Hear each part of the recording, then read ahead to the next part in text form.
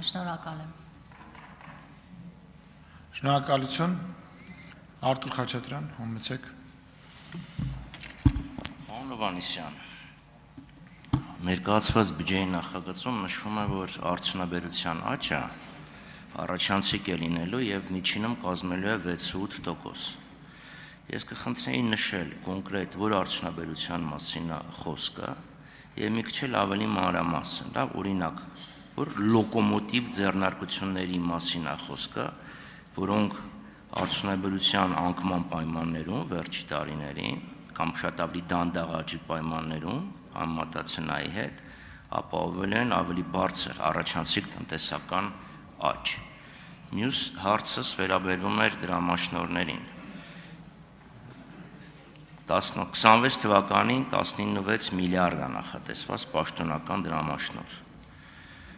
25 թվականին էլի այդ կարգի ինչ-որ մի բան էր, 24-ին էլի այդ կարգի ինչ-որ մի բան էր։ Ես հիշեցնում եմ, որ 2021-22 թվականներին, կարծեմ 22, Հայաստանին 26 միլիարդի աջակցություն էր խոստացվել, այդքան եվրոյի։ Հիմա որ պաշտոնական դրամաշնորհները գումարում ենք իրար, այդ թվին չենք էլ մոտենում։ Ուզում հասկանամ, այդ աջակցությունից ինչ կա եւ խոստացված աջակցությունից դրամաշնորհների տեսքով այս կառավարության գործունեության ընթացքում ինչքան ենք ստացել։ Շնորհակալություն։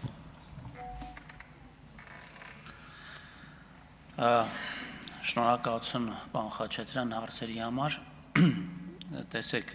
երբ որ մենք խոսում ենք արդյունաբերության աճի մասին, բնականաբար մենք մեր մակրոմոդելներով դիտարկում ենք տնտեսությունը եւ կարողանում ենք միտումները հասկանալ եւ գտնում ենք, որ արդյունաբերության մեջ մեր աճը վերականգնվելու է, բայց այստեղ եթե որպես առանձին գործոն նշեմ արդյունաբերության աճը եւ ինձ թվում է, եթե դուք կարդացել եք նախագիծը, ապա այդտեղ նույնպես տեսել եք, որ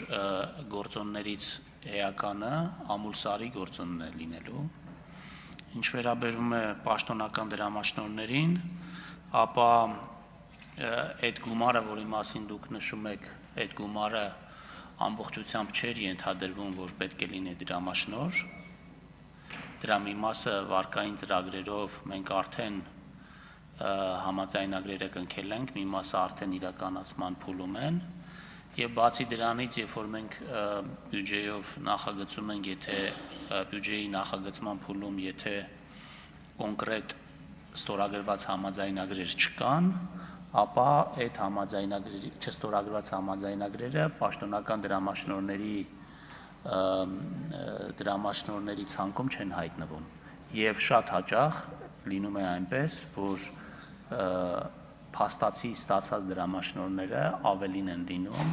քան այն ինչ որ պլանավորված է բյուջեում։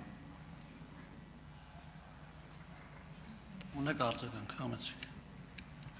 Պարոն Հովհաննիսյան, այո, կարդացել եմ այս տարվանն էլ, անցյալ տարվանն էլ, նախորդ տարվանն էլ, համեմատել եմ կառավարության ծրագրի հետ էլ, եւ հարցս ճիշտ նկատեցիք, պատահական չէր։ Ես ուզում եի, որ դուք ամուլսարը հնչեցնեիք։ Հիմա դրամաշնորհներին անդրադառնանք, լավ, 2.6 միլիարդից ինչ որ մի բան գոնե պետքա լիներ դրամաշնորհի տեսքով։